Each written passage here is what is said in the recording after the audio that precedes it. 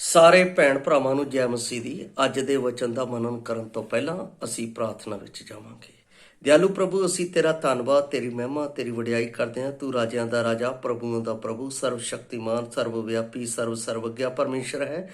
ਨਿਤ ਪ੍ਰਤੀ ਦਿਨ ਆਪਣੇ ਵਚਨ ਸਾਨੂੰ ਦੇ ਕੇ ਸਾਨੂੰ ਆਪਣੇ ਰਾਜ ਵਿੱਚ ਚੱਲਣ ਦੇ ਲਈ ਤਾਕਤ ਦਿੰਦਾ ਹੈ, ਕਿਉਂਕਿ ਆਪ ਦਾ ਵਚਨ ਸਾਡੇ ਲਈ ਪਰਮੇਸ਼ਰ ਦਾ ਜੀਵਨ ਦਾ ਰਾਹ ਹੈ ਅਤੇ ਸਾਡੇ ਜੀਵਨ ਦੇ ਲਈ ਉਹ ਸਾਡੀ ਆਤਮਿਕ ਉન્નਤੀ ਦੇ ਲਈ ਅਤੇ ਸਾਡੇ ਜੀਵਨ ਦੇ ਵਿੱਚ ਜਿਉਣ ਦਾ ਵੱਲ ਹੈ। ਇਸ ਲਈ ਅਸੀਂ ਪਰਮੇਸ਼ਰ ਪਿਤਾ ਜਦੋਂ ਅੱਜ ਤੇਰੇ ਵਚਨ ਦੇ ਵਿੱਚੋਂ ਮਨਨ ਕਰਕੇ ਪਰਮੇਸ਼ਰ ਪਿਤਾ ਤੇਰੇ ਭੇਤਾਂ ਨੂੰ ਸਿੱਖਦੇ ਹਾਂ ਤਾਂ ਉਸ ਦੇ ਅਨੁਸਾਰ ਸਾਨੂੰ ਚੱਲਣ ਦੇ ਲਈ ਔਰ ਉਸ ਦੇ ਵਿੱਚ ਬਣੇ ਰਹਿਣ ਦੇ ਲਈ ਸਾਡੀ ਮਦਦ ਕਰ। ਸੁਣਨ ਵਾਲੇ ਅਤੇ ਬਣਨ ਵਾਲੇ ਦੋਨਾਂ ਨੂੰ ਆਪਣੀ ਤੌਫੀਕ ਦੇ ਔਰ ਇਸ ਦੇ ਰਾਹੀਂ ਆਪ ਦੀ ਵਡਿਆਈ ਹੋਵੇ। ਸਾਰਾ ਆਦਰ ਮਾਣ ਆਪ ਨੂੰ ਦਿੰਦੇ ਹੋਏ ਇਹ ਬੇਨਤੀ ਮੁਕਤੀ ਦਾਤੇ ਪ੍ਰਭੂ ਯਿਸੂ ਮਸੀਹ ਦੇ ਪਵਿੱਤਰ ਤੇ ਸਮਰਥੀ ਨਾਮ ਵਿੱਚ ਮੰਗਦੇ ਹਾਂ, ਆਮੇਨ।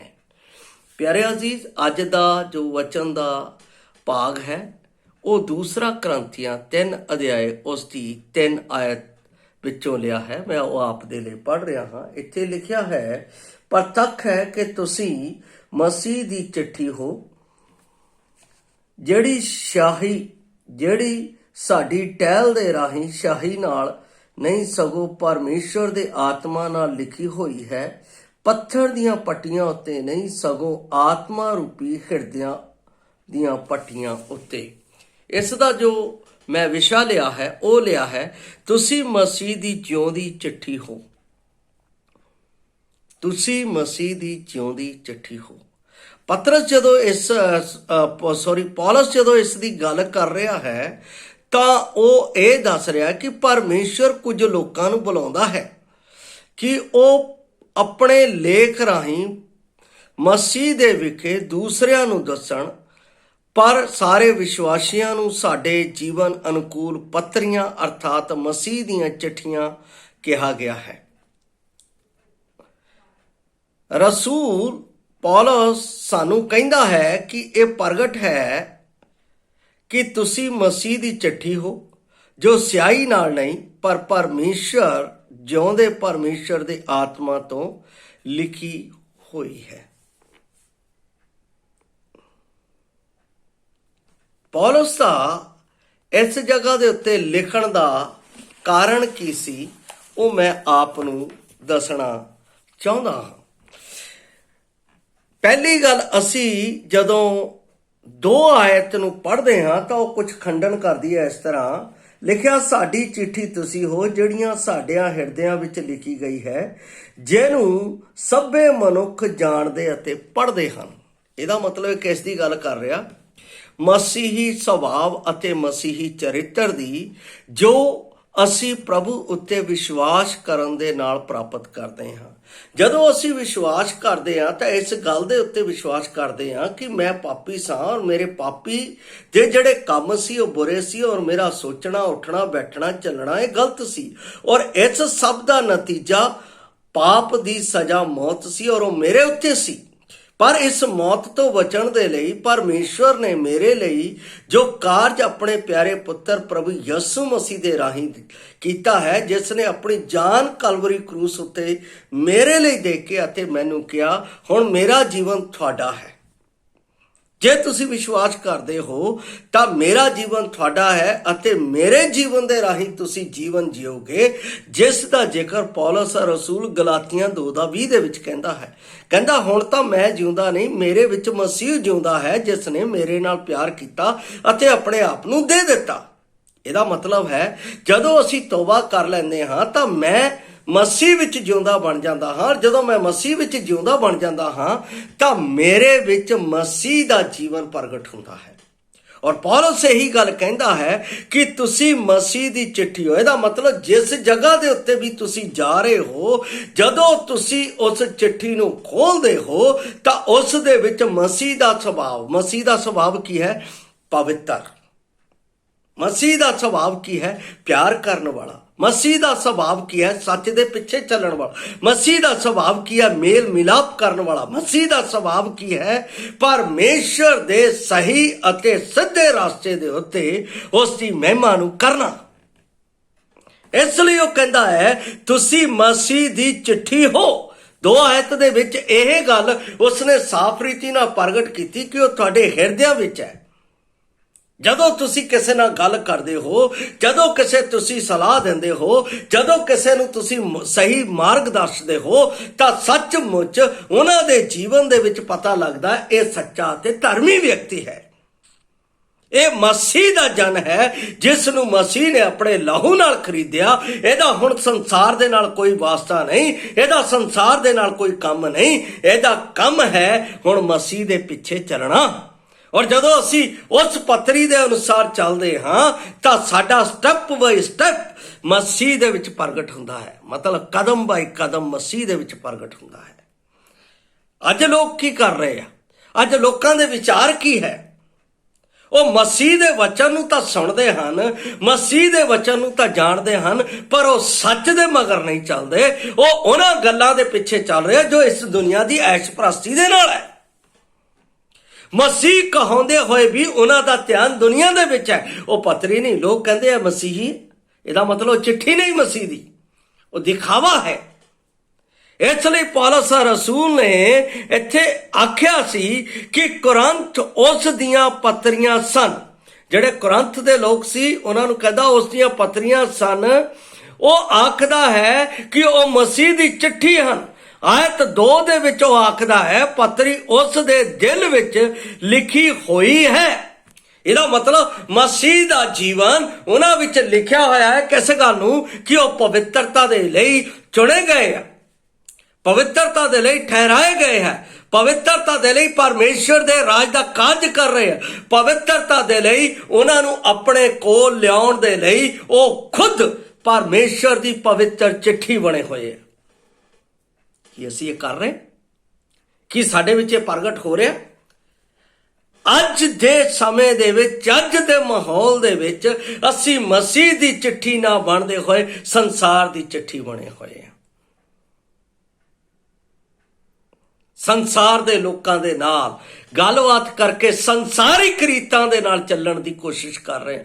ਹਾਂਜੀ, ਆ ਵੀ ਹੋਣਾ ਚਾਹੀਦਾ, ਉਹ ਵੀ ਹੋਣਾ ਚਾਹੀਦਾ, ਬਟ ਕੀ ਮਸੀਹ ਇਹ ਗੱਲ ਕਹਿ ਰਿਹਾ? ਮਸੀਹ ਇਹ ਦੱਸ ਰਿਹਾ? ਮਸੀਹ ਸਾਨੂੰ ਇਸ ਚੀਜ਼ ਨੂੰ, ਲੋਕਾਂ ਨੂੰ ਇਹ ਨਹੀਂ ਪਤਾ ਹੈ ਸੰਗਤ ਦਾ ਮਤਲਬ ਕੀ ਹੈ। ਲੋਕਾਂ ਨੂੰ ਇਹ ਨਹੀਂ ਪਤਾ ਹੈ ਪ੍ਰਭੂ ਭੋਜ ਦਾ ਮੀਨਿੰਗ ਕੀ ਹੈ। ਉਹਨਾਂ ਨੂੰ ਇਹ ਨਹੀਂ ਪਤਾ ਹੈ ਪ੍ਰਭੂ ਦੇ ਨਾਲ ਉੱਠਣਾ ਬੈਠਣਾ ਤੇ ਮਿਲਣਾ ਕੀ ਹੈ। ਉਹਨਾਂ ਨੂੰ ਮਾਤਰ ਇਹ ਪਤਾ ਹੈ ਕਿ ਅਸੀਂ ਪ੍ਰਚਾਰਕ ਦੀ ਸੇਵਾ ਕਰਤੀ ਤਾਂ ਰੱਬ ਦੀ ਸੇਵਾ ਕਰਤੀ। ਬਹੁਤ ਗਲਤ ਸਿੱਖਿਆ ਹੈ, ਬਹੁਤ ਗਲਤ ਸਿੱਖਿਆ ਹੈ।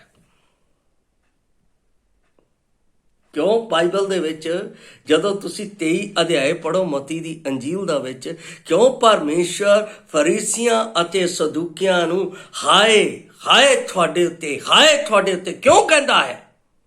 ਕਿਉਂਕਿ ਉਹ ਕੀ ਦੱਸ ਰਿਹਾ ਹੈ? ਤੁਸੀਂ ਪਰਮੇਸ਼ਰ ਦੀ ਸ਼ਰਾਂ ਦੇ ਵਿੱਚ ਚੱਲ ਕੇ ਲੋਕਾਂ ਨੂੰ ਲੁੱਟਦੇ। ਬੜੀ ਵੱਡੀ ਗੱਲ ਹੈ, ਮੈਂ ਆਪ ਨੂੰ ਪੜ੍ਹ ਕੇ ਦੱਸ ਦਿੰਦਾ ਹਾਂ। 23 ਅਧਿਆਏ ਉਸ ਦਾ, ਮਤੀ ਦੀ ਅੰਜੀਲ ਉਸ ਦਾ 23 ਅਧਿਆਏ, ਜਿੱਥੇ ਉਹ ਪਰਮੇਸ਼ਰ ਦਾ ਪੁੱਤਰ ਇਸ ਸੁਭਾਅ ਨੂੰ ਸਾਫ਼ ਰੀਤੀ ਨਾਲ ਪ੍ਰਗਟ ਕਰਦਾ ਹੈ ਮਸੀਹ ਤੇ। ਕਹਿੰਦਾ ਤਦ ਲੋਕਾਂ ਨੂੰ ਆਪਣੇ ਚੇਲਿਆਂ ਨੂੰ ਕਿਹਾ, ਤਦ ਯਸੂ ਨੇ ਲੋਕਾਂ ਨੂੰ ਅਤੇ ਚੇਲਿਆਂ ਨੂੰ ਕਿਹਾ, ਗ੍ਰੰਥੀ ਅਤੇ ਫਰੀਸੀ ਮੂਸਾ ਦੀ ਗੱਦੀ ਉੱਤੇ ਬੈਠੇ ਹੋਏ ਹਨ। ਇਸ ਲਈ ਸਭ ਕੁਝ ਜੋ ਤੁਹਾਨੂੰ ਕਹਿਣ ਤੁਸੀਂ ਮੰਨ ਲੈਣਾ ਅਤੇ ਉਹਦੀ ਪਾਲਣਾ ਕਰਨੀ, ਪਰ ਉਹਨਾਂ ਵਰਗੇ ਕੰਮ ਨਾ ਕਰਨਾ। ਉਹਨਾਂ ਵਰਗੇ ਕੰਮ ਨਾ ਕਰਨਾ। ਇਹਦਾ ਮਤਲਬ ਪ੍ਰਭੂ ਯਿਸੂ ਮਸੀਹ ਪਤਾ ਸੀ ਉਹ ਕੰਮ ਸਹੀ ਨਹੀਂ ਕਰ ਰਹੇ। ਵਿਵਸਥਾ ਸਿਖਾ ਰਹੇ ਆ, ਵਚਨ ਸਿਖਾ ਰਹੇ, ਸਹੀ ਹੈ, ਲੇਕਿਨ ਉਹਨਾਂ ਦੇ ਕੰਮ ਉਹ ਚਿੱਠੀ ਨਹੀਂ ਹੈ, ਉਹ ਮਸੀਹ ਦੇ ਸੁਭਾਅ ਦੇ ਅਨੁਸਾਰ ਨਹੀਂ ਹੈ। ਉਹ ਕਹਿੰਦੇ ਆ ਸ਼ਰ੍ਹਾਂ ਏਦਾਂ ਕਹਿੰਦੀ ਆ, ਪਰ ਉਹ ਆਪ ਕਰਦੇ ਨਹੀਂ। ਪਰਮੇਸ਼ਰ ਦੇ ਵਚਨ ਦੇ ਵਿੱਚ ਇਸ ਤਰ੍ਹਾਂ ਲਿਖਿਆ, ਲੋਕਾਂ ਨੂੰ ਦੱਸਦੇ ਪਰ ਆਪ ਕਰਦੇ ਨਹੀਂ। ਉਹ ਚਿੱਠੀ ਨਹੀਂ ਹੈ। ਇੱਥੇ ਪ੍ਰਭੂ ਯਿਸੂ ਮਸੀਹ ਸਪਸ਼ਟ ਕਹਿ ਰਿਹਾ। ਉਸ ਤੋਂ ਬਾਅਦ 4 ਦੇ ਵਿੱਚ ਲਿਖਿਆ, ਉਹ ਭਾਰੇ ਬੋਝ ਜਿਨ੍ਹਾਂ ਨੂੰ ਚੁੱਕਣਾ ਔਖਾ ਹੈ ਬੰਨ ਕੇ ਮਨੁੱਖਾਂ ਦੇ ਮੋਢਿਆਂ ਉੱਤੇ ਰੱਖਦੇ ਹਨ। ਉਹ ਆਪਣੇ ਆਪ ਨੂੰ ਆਪਣੀ ਉਂਗਲ ਨਾਲ ਖਿਸਕਾਉਣ ਨੂੰ ਰਾਜੀ ਨਹੀਂ। ਉਹ ਆਪਣੇ ਸਭ ਕੰਮ ਲੋਕਾਂ ਨੂੰ ਵਿਖਾਵੇ ਲਈ ਕਰਦੇ ਹਨ, ਕਿਉਂ ਜੋ ਉਹ ਆਪਣੇ ਤਵੀਤ ਚੌੜੇ ਕਰਦੇ ਅਤੇ ਆਪਣੀਆਂ ਝਾਲਰਾਂ ਵਧਾਉਂਦੇ ਹਨ ਅਤੇ ਮਹਿਮਾਨਵਾਜ਼ੀਆਂ ਵਿੱਚ ਉੱਚੀਆਂ ਥਾਵਾਂ ਉੱਤੇ ਅਤੇ ਸਮਾਜ ਦੇ ਵਿੱਚ ਅਗਲੀਆਂ ਕੁਰਸੀਆਂ ਉੱਤੇ ਅਤੇ ਬਾਜ਼ਾਰਾਂ ਵਿੱਚ ਪ੍ਰਣਾਮ ਲੈਣਾ ਮਨੁੱਖਾਂ ਕੋਲੋਂ ਅਤੇ ਸਮਾਵੀ ਜੀ ਕਹਾਉਣ ਦੇ ਪੱਖੇ ਹਨ। ਸਾਨੂੰ ਪਾਦਰੀ ਕਹੋ, ਸਾਨੂੰ ਪ੍ਰਚਾਰਕ ਕਹੋ, ਪਾਸਟਰ ਜੀ ਕਹੋ, ਬੜਾ ਚੰਗਾ ਲੱਗਦਾ ਹੈ। ਬਾਈਬਲ ਦੇ ਵਿੱਚ ਇਹ ਗੱਲ ਨਹੀਂ ਲਿਖੀ, ਪਰ 23:8 ਦੇ ਵਿੱਚ ਕੀ ਲਿਖਿਆ ਹੈ? ਪ੍ਰਚਾਰਕ ਕਹਾਣ ਦੀ ਗੱਲ ਨਹੀਂ ਕੀਤੀ ਗਈ ਆ, ਪਾਦਰੀ ਕਹਾਣ ਦੀ ਗੱਲ ਨਹੀਂ ਕੀਤੀ ਹੈ। ਕੀ ਗੱਲ ਕਰਦਾ ਹੈ ਪਰਮੇਸ਼ਰ ਦਾ ਵਚਨ? ਚਿੱਠੀ ਦੀ ਪਛਾਣ ਕਿੱਥੋਂ ਕਰਦਾ ਹੈ? ਇੱਥੇ ਲਿਖਿਆ ਹੈ 23:8 ਦੇ ਵਿੱਚ, ਪ੍ਰਭੂ ਯਿਸੂ ਮਸੀਹ, ਪਰ ਤੁਸੀਂ ਸੁਆਮੀ ਨਾ ਕਹਾਓ, ਮਾਲਕ ਨਾ ਕਹਾਓ। ਤੁਸੀਂ ਸੁਆਮੀ ਨਾ ਕਹਾਓ, ਕਿਉਂ ਜੋ ਤੁਹਾਡਾ ਇੱਕੋ ਗੁਰੂ ਹੈ ਅਤੇ ਅਸੀਂ ਸਭੇ ਭਾਈ ਹਾਂ। ਅਸੀਂ ਕੀ ਹੈ? ਸਭੇ ਭਾਈ। ਸਾਡਾ ਇੱਕੋ ਹੀ ਗੁਰੂ ਹੈ, ਪ੍ਰਭੂ ਯਿਸੂ ਮਸੀਹ, ਜਿਉਂਦਾ ਗੁਰੂ, ਜਿਉਂਦਾ ਰਾਹ ਦੱਸਣ ਵਾਲਾ। ਉਹਨੇ ਸਾਨੂੰ ਆਪਣੇ ਵਿੱਚ ਜਿਉਂਦਾ ਕੀਤਾ ਹੈ, ਇਸ ਲਈ ਅਸੀਂ ਉਸ ਵਿੱਚ, ਇਸ ਸੰਸਾਰ ਦੇ ਵਿੱਚ ਜਿਉਂਦੀ ਚਿੱਠੀ ਆ। ਇਹੋ ਤਾਂ ਪੌਲਸ ਰਸੂਲ ਇੱਥੇ ਦੱਸ ਰਿਹਾ ਹੈ, ਇਹੋ ਤਾਂ ਉਹ ਕਹਿ ਰਿਹਾ ਹੈ।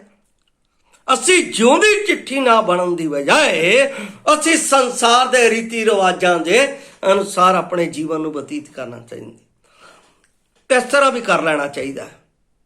ਉਹ ਏਦਾਂ ਕਰਦੇ, ਉੱਦਾਂ ਵੀ ਕਰ ਲੈਣਾ ਚਾਹੀਦਾ ਹੈ।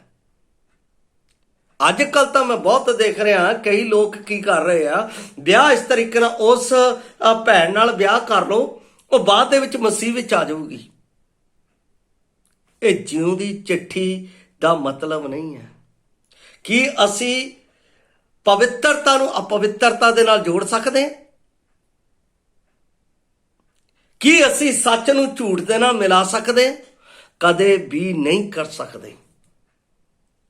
ਅੱਜ ਪਾਸਵਾਨ, ਪ੍ਰਚਾਰਕ ਸਭ ਇਸ ਤਰ੍ਹਾਂ ਕਰਨ ਦੀ ਕੋਸ਼ਿਸ਼ ਕਰ ਰਹੇ ਆ, ਆਪਣੇ ਲੋਕਾਂ ਨੂੰ ਰਝਾਉਣ ਦੇ ਲਈ ਇਸ ਤਰ੍ਹਾਂ ਦੇ ਕੰਮ ਕਰ ਰਹੇ ਆ। ਪਰ ਬਾਈਬਲ ਦੇ ਵਿੱਚ ਸਾਫ਼ ਤੌਰ ਤੇ ਲਿਖਿਆ, ਤੁਹਾਡਾ ਸੰਸਾਰ ਦੇ ਨਾਲ ਕੋਈ ਵਾਸਤਾ ਨਹੀਂ। ਮੈਂ ਪਿਛਲੇ ਕੱਲ ਵੀ ਦੱਸ ਰਿਹਾ ਸੀ, ਇਸ ਯੁੱਗ ਦੇ ਈਸ਼ਵਰ ਜਿਹੇ ਨਾ ਬਣੋ, ਸਰੂਪ ਜਿਹੇ ਨਾ ਬਣੋ, ਕਿਉਂਕਿ ਇਹ ਬਹੁਤ ਮਾੜਾ। ਇਸ ਦਾ ਅੰਤ ਨਰਕ ਦੀ ਬਲਦੀ ਹੋਈ ਅੱਗ ਹੈ, ਜਿੱਥੇ ਧਨੀ ਨੂੰ ਸੁੱਟਿਆ ਗਿਆ ਸੀ ਅਤੇ ਧਨੀ ਉੱਤੇ ਚੀਕਦਾ ਪਿਆ, ਵਾਜਾਂ ਮਾਰਦਾ ਪਿਆ। ਸਾਨੂੰ ਉਸ ਤਰ੍ਹਾਂ ਦਾ ਕਾਰਜ ਨਹੀਂ ਕਰਨਾ ਹੈ। ਬਾਈਬਲ ਕੀ ਦੱਸਦੀ ਹੈ? ਬਾਈਬਲ ਦਾ ਇੱਥੇ ਕਹਿਣ ਦਾ ਮਤਲਬ ਕੀ ਹੈ? ਮੈਂ ਇਹ ਦੱਸਣਾ, ਅਸੀਂ ਦੋਹਾਂ ਆਇਤਾਂ ਨੂੰ, ਉਸ ਦੇ ਸੰਬੰਧ ਨੂੰ ਜੋ ਅਸੀਂ ਪ੍ਰਾਪਤ ਕਰ ਰਹੇ ਹਾਂ, ਮੈਂ ਆਪ ਨੂੰ ਦੱਸ ਰਿਹਾ। ਲਿਖਿਆ, ਤੁਸੀਂ ਸਾਡੀ ਪੱਤਰੀ ਹੋ, ਤੁਸੀਂ ਸਾਡੀ ਚਿੱਠੀ ਹੋ, ਕਿਉਂਕਿ ਤੁਸੀਂ ਸਾਫ਼ ਮਸੀਹ ਦੀ ਇੱਕ ਚਿੱਠੀ ਹੋਣ ਲਈ ਘੋਸ਼ਿਤ ਕੀਤੇ ਗਏ ਹੋ। ਜਦੋਂ ਅਸੀਂ ਬਪਤਿਸਮਾ ਦਿੰਦੇ ਹਾਂ, ਉੱਥੇ ਘੋਸ਼ਣਾ ਹੁੰਦੀ ਹੈ।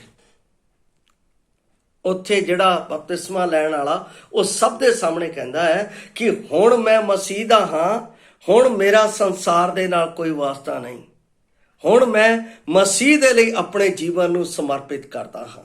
ਤਾਂ ਪ੍ਰਚਾਰਕ ਉਸ ਨੂੰ ਪਿਤਾ, ਪੁੱਤਰ ਅਤੇ ਪਵਿੱਤਰ ਆਤਮਾ ਦੀ ਗਵਾਹੀ ਦੇ ਵਿੱਚ ਸਭ ਲੋਕਾਂ ਦੇ ਵਿੱਚ ਉਸ ਨੂੰ ਪਾਣੀ ਦੇ ਵਿੱਚ ਡੋਬ ਕੇ ਬਾਹਰ ਕੱਢਦਾ। ਬਾਹਰ ਕੱਢਣ ਦਾ ਮਤਲਬ ਉਸ ਦਾ ਪੁਰਾਣਾ ਜੀਵਨ ਉੱਥੇ ਹੁਣ ਦਫਨ ਹੋ ਗਿਆ ਅਤੇ ਨਵੇਂ ਜੀਵਨ ਦੇ ਵਿੱਚ ਮਸੀਹ ਦੀ ਚਾਲ ਦੇ ਨਾਲ ਚੱਲਣਾ। ਮਸੀਹ ਦੀ ਚਾਲ ਮਤਲਬ ਮਸੀਹ ਦੀ ਚਿੱਠੀ ਦੇ ਰੂਪ ਦੇ ਵਿੱਚ ਅੱਗੇ ਚੱਲਣਾ ਸ਼ੁਰੂ ਹੋ ਗਿਆ।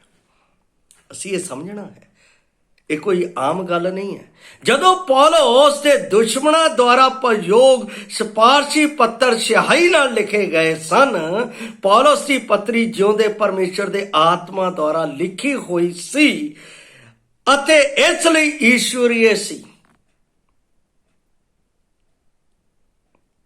ਪੌਲਸ ਦੀ ਪੱਤਰੀ ਜੀਵਤੇ ਪਰਮੇਸ਼ਰ ਦੇ ਆਤਮਾ ਦੇ ਰਾਹੀਂ ਲਿਖੀ ਗਈ ਸੀ। ਉਹ ਸਿਆਹੀ ਏਦਾਂ ਦੀ ਸਿਆਹੀ ਸੀ ਜਿਹੜੀ ਮਿਟ ਨਹੀਂ ਸੀ ਸਕਦੀ। ਕਹਾਵਤਾਂ ਦਾ ਲਿਖਣ ਵਾਲਾ ਇਸ ਗੱਲ ਨੂੰ ਕੁਝ ਇਸ ਤਰ੍ਹਾਂ ਕਹਿੰਦਾ ਹੈ। ਜਦੋਂ ਅਸੀਂ ਕਹਾਵਤਾਂ 3 ਅਧਿਆਏ ਦੇ ਵਿੱਚ ਜਾਂਦੇ ਹਾਂ ਤਾਂ ਉੱਥੇ ਸੁਲੇਮਾਨ ਇਸ ਗੱਲ ਨੂੰ ਪ੍ਰਗਟ ਕਰਨ ਦੇ ਲਈ ਕੀ ਕਹਿੰਦਾ ਹੈ, ਮੈਂ ਆਪ ਦੇ ਲਈ ਉਸ ਵਚਨ ਨੂੰ ਪੜ੍ਹਨਾ ਚਾਹੁੰਦਾ ਹਾਂ। ਇੱਥੇ ਕਹਿੰਦਾ ਹੈ, ਹੇ ਮੇਰੇ ਪੁੱਤਰ ਹੇ ਮੇਰੇ ਪੁੱਤਰ, ਤੂੰ ਮੇਰੀ ਤਾਲੀਮ ਨੂੰ ਨਾ ਭੁੱਲ, ਸਗੋਂ ਆਪਣੇ ਚਿੱਤ ਨਾਲ ਮੇਰੇ ਹੁਕਮਾਂ ਨੂੰ ਮੰਨ। ਦਿਲ ਦੇ ਨਾਲ ਉਹਨੂੰ ਮੰਨਣਾ ਹੈ ਕਿਉਂ ਜੋ ਉਹ ਉਮਰ ਦੀ ਲੰਬਾਈ ਜਿਉਣ ਦੇ ਵਰੇ ਅਤੇ ਸ਼ਾਂਤੀ ਤੇਰੇ ਲਈ ਵਧਾਉਣਗੇ। ਦਇਆ, ਨੰਬਰ 1, ਦਇਆ ਸੱਚਾਈ ਤੈਨੂੰ ਨਾ ਛੱਡਣਗੇ। ਉਹਨਾਂ ਨੂੰ ਆਪਣੇ ਗਲੇ ਦੇ ਹਾਰ ਦੇ ਆਲੇ ਦੁਆਲੇ ਬੰਨ ਲੈ, ਉਹਨਾਂ ਨੂੰ ਆਪਣੇ ਮਨ ਦੀ ਤਖਤੀ ਉੱਤੇ ਲਿਖ ਲੈ। ਇਹ ਲਿਖਿਆ ਗਿਆ ਹੈ ਮਸੀਹ ਯਸੂ ਦੇ ਲਹੂ ਨਾਲ। ਹੁਣ ਜੇ ਪ੍ਰਭੂ ਮੈਨੂੰ ਦੇਖਦਾ ਤਾਂ ਮੇਰੇ ਵਿੱਚ ਦਿਖਦਾ ਹੈ ਕਿ ਉਹਦਾ ਲਹੂ, ਜਿਸ ਦੇ ਨਾਲ ਮੈਂ ਸ਼ੁੱਧ ਹੋਇਆ ਹਾਂ, ਜਿਸ ਦੇ ਨਾਲ ਮੇਰਾ ਮੁੱਲ ਚੁਕਾਇਆ ਗਿਆ ਹੈ, ਤਾਂ ਪਰਮੇਸ਼ਰ ਕਹਿੰਦਾ ਇਹ ਮੇਰਾ ਪਿਆਰਾ ਪੁੱਤਰ ਹੈ। ਔਰ ਇਹ ਦੁਨੀਆ ਦੇ ਵਿੱਚ ਮਸੀਹ ਯਸੂ ਦੇ ਵਿੱਚ ਜਿਉਂਦੀ ਪੱਤਰੀ ਹੈ। ਲੋਕ ਪੜ੍ਹ ਕੇ ਸਾਡੇ ਕੋਲ ਆਉਂਦੇ ਹਨ ਅਤੇ ਉਹ ਸ਼ਾਂਤੀ ਅਤੇ ਆਰਾਮ ਪਾਉਂਦੇ। ਕਈਆਂ ਦੇ ਆਪਣਾ ਜੀਵਨ ਨੂੰ ਦੇਖ ਕੇ ਲੋਕ ਉਹਨਾਂ ਤੋਂ ਭੱਜ ਜਾਂਦੇ ਹਨ। ਉਹ ਜਿਉਂਦੀ ਪੱਤਰੀ ਨਹੀਂ, ਉਹਨਾਂ ਦੇ ਵਿੱਚ ਸ਼ਾਂਤੀ ਨਹੀਂ। ਕਿਉਂ ਨਹੀਂ ਹੈ? ਕਿਉਂਕਿ ਉਸਨੇ ਇਸ ਜਿਉਂਦੀ ਪੱਤਰੀ ਨੂੰ ਆਪਣੇ ਵਿੱਚ ਅਪਲਾਈ ਨਹੀਂ ਕੀਤਾ ਹੈ।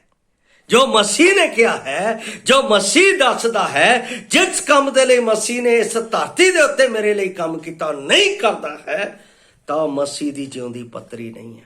ਭਾਵੇਂ ਉਹ ਕਿੰਨੀਆਂ ਵੀ ਗਵਾਹੀਆਂ, ਭਾਵੇਂ ਉਹ ਲੱਖਾਂ ਰੁਪਈਆ ਦੇਵੇ, ਕਰੋੜਾਂ ਰੁਪਈਆ ਦੇਵੇ, ਕਰੋੜਾਂ ਭਲਾਈ ਦੇ ਕੰਮ ਕਰੇ, ਉਹ ਮਸੀਹ ਦੀ ਜਿਉਂਦੀ ਪੱਤਰੀ ਨਹੀਂ। ਅਸੀਂ ਮਸੀਹ ਦੀ ਜਿਉਂਦੀ ਪੱਤਰੀ ਦੇ ਲਈ ਕਾਰਜ ਕਰਦੇ ਹਾਂ, ਚਾਹੇ ਉਹ ਪੱਤਰਾਚਾਰ ਦੇ ਰਾਹੀਂ ਹੈ, ਚਾਹੇ ਉਹ ਪ੍ਰਚਾਰ ਦੇ ਰਾਹੀਂ ਹੈ, ਚਾਹੇ ਉਹ ਕਿਸੇ ਵੀ ਆਪਣਾ ਕਾਰਜ ਦੇ ਰਾਹੀਂ ਹੈ। ਜੇ ਅਸੀਂ ਉਸ ਦੇ ਲਈ ਕੰਮ ਕਰ ਰਹੇ ਹਾਂ, ਉਸ ਦੇ ਲਈ ਅਸੀਂ ਵਰਕ ਕਰ ਰਹੇ ਹਾਂ, ਤਾਂ ਅਸੀਂ ਮਸੀਹ ਦੀ ਜਿਉਂਦੀ ਪੱਤਰੀ ਹਾਂ, ਚਿੱਠੀ ਹਾਂ। ਲੋਕ ਸਾਨੂੰ ਦੂਰੋਂ ਪਛਾਣ ਲੈਂਦੇ ਆ ਅਤੇ ਕਹਿੰਦੇ, ਕੀ ਤੁਸੀਂ ਮਸੀਹ ਹੋ? ਯੈਸ। ਮੈਂ ਇੱਕ ਜਗ੍ਹਾ ਦੇ ਵਿੱਚ ਗਿਆ, ਉਸ ਜਗ੍ਹਾ ਦੇ ਉੱਤੇ ਖੜਾ ਹੋਇਆ ਸੀਗਾ ਮੈਂ ਸਰਕਾਰੀ ਕਿਸੇ ਕੰਮ ਦੇ ਵਿੱਚ। ਕੁਝ ਲੋਕ ਮੇਰੇ ਕੋਲ, ਜੋ ਸੰਸਾਰ ਦੇ ਲੋਕ ਹੈ, ਉਹ ਆਪਣਾ ਮੇਰੇ ਕੋਲ ਉਹ ਵਸਤ ਲੈ ਕੇ ਆਏ ਧੂਪੀ, ਅਤੇ ਮੈਨੂੰ ਕਹਿੰਦੇ ਲਓ ਜੀ। ਮੈਂ ਕਿਹਾ ਸੌਰੀ, ਮੈਂ ਖਾਂਦਾ ਨਹੀਂ ਔਰ ਨਾ ਮੈਂ ਇਹਦੇ ਵਿੱਚ ਸ਼ਾਮਿਲ ਹੁੰਦਾ। ਉਹਨਾਂ ਨੇ ਕਿਹਾ ਯੂ ਆਰ ਕ੍ਰਿਸਚਨ? ਮੈਂ ਕਿਹਾ ਯੈਸ। ਕਹਿੰਦੇ ਅਸੀਂ ਸਮਝਦੇ ਹਾਂ ਤੁਸੀਂ ਪ੍ਰਭੂ ਦੇ ਨਾਲ ਚੱਲਣ ਵਾਲੇ ਅਤੇ ਉਸ ਦੇ ਵਿੱਚ ਵਫਾਦਾਰ ਰਹਿਣ ਵਾਲੇ ਲੋਕ। ਇਹਦਾ ਮਤਲਬ ਜਿਉਂਦੀ ਚਿੱਠੀ ਦੀ ਗਵਾਹੀ ਸੰਸਾਰ ਦਿੰਦਾ ਹੈ। ਜੇ ਤੁਸੀਂ ਹੋ ਤਾਂ, ਜੇ ਤੁਸੀਂ ਨਹੀਂ ਹੋ, ਤੁਸੀਂ ਜਿੱਦਾਂ ਉਹ ਕਰ ਰਹੇ ਆ, ਹਾਂ ਜੀ ਆਹ ਪ੍ਰਸ਼ਾਦ ਲੈ ਲਓ, ਖਾ ਲਓ, ਹਾਂ ਪ੍ਰਾਰਥਨਾ ਕਰਕੇ ਖਾ ਲਓ, ਕੋਈ ਫਰਕ ਨਹੀਂ। ਪ੍ਰਭੂ ਨੇ ਤਾਂ ਕਿਤੇ ਲਿਖਿਆ ਨਹੀਂ। ਤਾਂ ਬਾਈਬਲ ਦੇ ਵਿੱਚ ਲਿਖਿਆ ਹੈ, ਭੂਤਾਂ ਦੇ ਪਿਆਲੇ ਅਤੇ ਪ੍ਰਭੂ ਦੇ ਪਿਆਲੇ ਨਾਲ ਕੀ ਮੇਲ? ਫੇਰ ਤਾਂ ਤੁਸੀਂ ਜਿਉਂਦੀ ਚਿੱਠੀ ਨਹੀਂ ਹੋ, ਫੇਰ ਤਾਂ ਤੁਸੀਂ ਸੰਸਾਰ ਦੀ ਪਾਪਾਂ ਵਾਲੀ ਚਿੱਠੀ ਹੋ, ਜਿਹਨੂੰ ਕੋਈ ਪੜ੍ਹਦਾ ਹੈ ਉਹ ਨਾਸ਼ ਹੋ ਜਾਂਦਾ। ਮਸੀਹ ਦੀ ਚਿੱਠੀ ਜੀਵਨ ਦੇਣ ਵਾਲੀ ਚਿੱਠੀ ਹੈ। ਮਸੀਹ ਦੀ ਚਿੱਠੀ ਪਿਆਰ ਕਰਨ ਵਾਲੀ ਚਿੱਠੀ ਹੈ। ਮਸੀਹ ਦੀ ਚਿੱਠੀ ਧਾਰਮਿਕਤਾ ਦੇ ਨਾਲ ਉਹ ਸਹੀ ਸੰਬੰਧ ਰੱਖਣ ਵਾਲੀ ਚਿੱਠੀ ਹੈ। ਮਸੀਹ ਦੀ ਚਿੱਠੀ ਭਲਾਈ ਕਰਨ ਵਾਲੀ ਚਿੱਠੀ ਹੈ। ਕੀ ਅਸੀਂ ਉਹ ਹੈ? ਜੇ ਅਸੀਂ ਹਾਂ ਤਾਂ ਪਰਮੇਸ਼ਵਰ ਮੇਰੇ ਅਤੇ ਤੁਹਾਡੇ ਵਿੱਚ ਕੰਮ ਕਰਦਾ ਹੈ। ਕਹਿੰਦਾ ਹੈ, ਸਿਆਹੀ ਯਕੀਨਨ ਫਿੱਕੀ ਪੈ ਜਾਣ, ਮਿਟ ਜਾਣ, ਨਾਸ਼ ਹੋਣ ਦੇ ਅਧੀਨ ਹੈ, ਪਰ ਪਰਮੇਸ਼ਵਰ ਦਾ ਆਤਮਾ ਮਨੁੱਖੀ ਦਿਲਾਂ ਵਿੱਚ ਲਿਖਦਾ ਹੈ। ਇਹ ਸਦਾ ਲਈ ਹੁੰਦਾ ਹੈ, ਇਹ ਹਮੇਸ਼ਾ ਦੇ ਲਈ ਹੈ। ਜੇ ਉਸਨੇ ਮੇਰੇ ਜੀਵਨ ਦੇ ਵਿੱਚ ਮਸੀਹ ਦੇ ਪ੍ਰੇਮ ਨੂੰ ਲਿਖ ਦਿੱਤਾ ਹੈ, ਮਸੀਹ ਦੀ ਸੱਚਾਈ ਨੂੰ ਲਿਖ ਦਿੱਤਾ ਹੈ, ਮਸੀਹ ਦੀ ਸ਼ਾਂਤੀ ਨੂੰ ਲਿਖ ਦਿੱਤਾ ਹੈ, ਮਸੀਹ ਦੇ ਆਨੰਦ ਨੂੰ ਲਿਖ ਦਿੱਤਾ, ਇਹ ਸਦਾ ਦੇ ਲਈ ਹੈ। ਉਹ ਪ੍ਰਗਟ ਹੋਵੇਗਾ। ਤੁਹਾਡੇ ਚਿਹਰਿਆਂ ਦੇ ਵਿੱਚ ਮਸੀਹ ਦਾ ਸਰੂਪ ਪ੍ਰਗਟ ਹੋਵੇਗਾ, ਪਰ ਉਹ ਹੁੰਦਾ ਨਹੀਂ। ਕਿਉਂ ਨਹੀਂ ਪ੍ਰਗਟ ਹੁੰਦਾ? ਕਿਉਂਕਿ ਅਸੀਂ ਸੰਸਾਰ ਨਾਲ ਵੀ ਮਿਲੇ ਆ ਇਹਦੇ ਨਾਲ। ਤਾਂ ਮਸੀਹ ਦੀ ਚਿੱਠੀ ਤੁਹਾਡੇ ਵਿੱਚ ਆਸ਼ੀਸ਼ ਦਾ ਕਾਰਨ ਨਹੀਂ ਬਣੇਗੀ। ਕਹਿੰਦਾ ਹੈ, ਮਸੀਹ ਦੀ ਪੱਤਰੀ ਪੱਥਰ ਦੀਆਂ ਪੱਟੀਆਂ ਉੱਤੇ ਨਹੀਂ, ਪਰ ਮਾਂਸ ਰੂਪੀ ਹਿਰਦਿਆਂ ਦੀ ਪੱਟੀ ਉੱਤੇ ਲਿਖੀ ਹੈ, ਜਿਹੜੀਆਂ ਕੁਰਾਂਥੀਆਂ ਦੇ ਵਿੱਚ ਲੋਕ ਆਏ ਸਨ ਨੇ ਬਾਜ਼ਾਰ ਦੇ ਸਥਾਨਾਂ ਤੇ ਮਸੀਹ ਦੀਆਂ ਨਕਸ਼ੀਆਂ ਕੀਤੀਆਂ ਹੋਈਆਂ ਪੱਤਰੀਆਂ ਨੂੰ ਸਮਾਰਕਾਂ ਤੇ ਨਹੀਂ ਵੇਖਿਆ ਸੀ, ਪਰ ਇਸ ਦੀ ਬਜਾਏ ਉਹ ਪੱਤਰੀਆਂ ਜਿਹੜੀਆਂ ਕਿ ਇੱਥੇ ਮਸੀਹਾਂ ਦੇ ਦਿਲਾਂ ਅਤੇ ਜੀਵਨਾਂ ਵਿੱਚ ਲਿਖੀਆਂ ਗਈਆਂ ਸਨ, ਉਹਨਾਂ ਨੂੰ ਵੇਖਿਆ। ਮੈਂ ਇੱਕ ਵਚਨ ਹੋਰ ਪੜਾਂਗਾ,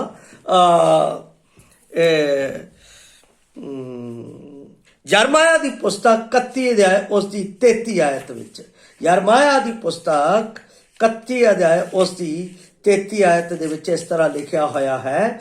ਕਹਿੰਦਾ ਹੈ, ਯਰਮਾਇਆ ਕਹਿ ਰਿਹਾ ਹੈ ਆਪਣੇ ਇਸਰਾਇਲ ਦੇ ਲੋਕਾਂ ਨੂੰ, ਇਹ ਉਹ ਨੇਮ ਹੈ ਜਿਹੜਾ ਮੈਂ ਉਹਨਾਂ ਦਿਨਾਂ ਦੇ ਪਿੱਛੋਂ ਇਸਰਾਇਲ ਦੇ ਘਰਾਣੇ ਨਾਲ ਬੰਨਾਂਗਾ। ਯਹੋਵਾ ਦਾ ਬੈਕ ਹੈ, ਮੈਂ ਆਪਣੀ ਸ਼ਰ੍ਹਾ ਨੂੰ ਉਹਨਾਂ ਦੇ ਅੰਦਰ ਰੱਖਾਂਗਾ ਅਤੇ ਉਹਨਾਂ ਦੇ ਦਿਲਾਂ ਉੱਤੇ ਲਿਖਾਂਗਾ।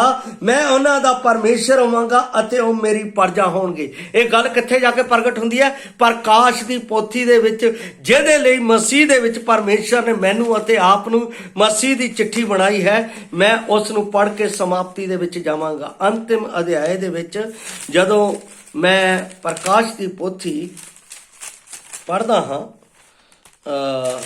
22 ਅਧਿਆਏ ਦੇ ਵਿੱਚ ਲਿਖਿਆ ਹੈ,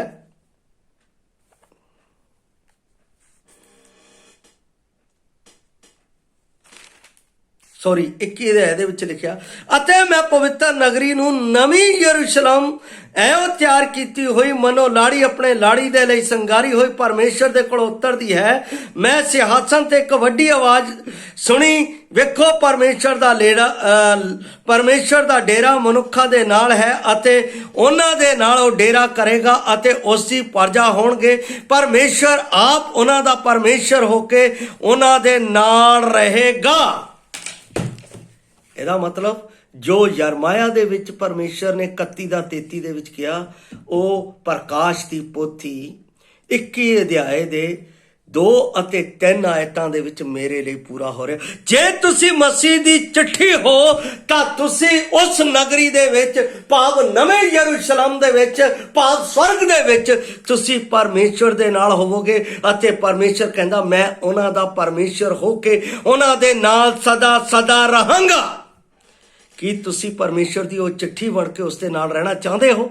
ਤਾਂ ਮਸੀਹ ਦੇ ਉਸ ਪਦ ਚਿੰਨ੍ਹਾਂ ਦੇ ਅਨੁਸਾਰ ਚਲੋ, ਜਿਸ ਦੇ ਲਈ ਮਸੀਹ ਇਸ ਧਰਤੀ ਦੇ ਉੱਤੇ ਮੈਨੂੰ ਆਪਣਾ ਜਿਉਂਦੀ ਚਿੱਠੀ ਬਣਾਉਣ ਦੇ ਲਈ ਆਇਆ। ਉਸ ਨੇ ਇਸ ਧਰਤੀ ਦੇ ਉੱਤੇ ਆ ਕੇ ਮੈਨੂੰ ਪਵਿੱਤਰ ਕੀਤਾ ਹੈ, ਪਵਿੱਤਰ ਕਰਕੇ ਪਰਮੇਸ਼ਰ ਦੀ ਸੰਤਾਨ ਬਣਾਇਆ ਹੈ, ਪਰਮੇਸ਼ਰ ਦੀ ਸੰਤਾਨ ਬਣਾ ਕੇ ਮੈਨੂੰ ਸ਼ਾਂਤੀ ਦਿੱਤੀ ਹੈ, ਸ਼ਾਂਤੀ ਦੇ ਕੇ ਉਸ ਨੇ ਮੈਨੂੰ ਸੱਚ ਦੇ ਰਾਹ ਦੇ ਵਿੱਚ ਖੜਾ ਕੀਤਾ ਹੈ, ਸੱਚ ਦੇ ਰਾਹ ਦੇ ਵਿੱਚ ਖੜਾ ਕਰਕੇ ਉਸ ਨੇ ਮੇਰੇ ਜੀਵਨ ਦੇ ਵਿੱਚ ਵਿਸ਼ਵਾਸਯੋਗਤਾ ਦੇ ਨਾਲ ਆਪਣੇ ਆਨੰਦ ਨੂੰ, ਜਿਹੜਾ ਸਵਰਗ ਦਾ ਹੈ, ਮੇਰੇ ਵਿੱਚ ਆਪਣੇ ਪੁੱਤਰ ਦੇ ਨਾਲ ਠਹਿਰਾ ਦਿੱਤਾ ਹੈ। ਉਹ ਕਹਿੰਦਾ ਮੇਰੀ ਖੁਸ਼ੀ ਤੁਹਾਡੇ ਵਿੱਚ ਅਤੇ ਤੁਹਾਡੀ ਖੁਸ਼ੀ ਮੇਰੇ ਵਿੱਚ ਪੂਰੀ ਹੋ ਜਾਵੇ। ਜਿਹੜੀ ਜਿਉਂਦੀ ਪੱਤਰੀ ਹੈ, ਉਹਨਾਂ ਦੇ ਲਈ ਪਰਮੇਸ਼ਰ ਦਾ ਇਹ ਵਾਅਦਾ ਹੈ। ਪਰਮੇਸ਼ਰ ਸਾਨੂੰ ਉਸ ਦੇ ਪੁੱਤਰ ਵਿੱਚ ਜਿਉਂਦੀ ਚਿੱਠੀ ਬਣ ਕੇ ਇਸ ਧਰਤੀ ਦੇ ਉੱਤੇ ਜਿਉਂਦਾ ਜੀਵਨ ਬਤੀਤ ਕਰਨ ਦੇ ਲਈ ਸਾਡੀ ਮਦਦ ਕਰੇ। ਸਾਰਿਆਂ ਨੂੰ ਇਸ ਵਚਨ ਦੇ ਨਾਲ ਪਰਮੇਸ਼ਰ ਬਰਕਤ ਦੇਵੇ। ਜੈ ਮਸੀਹ ਦੀ। ਮਾਰਾਨਾਥਾ।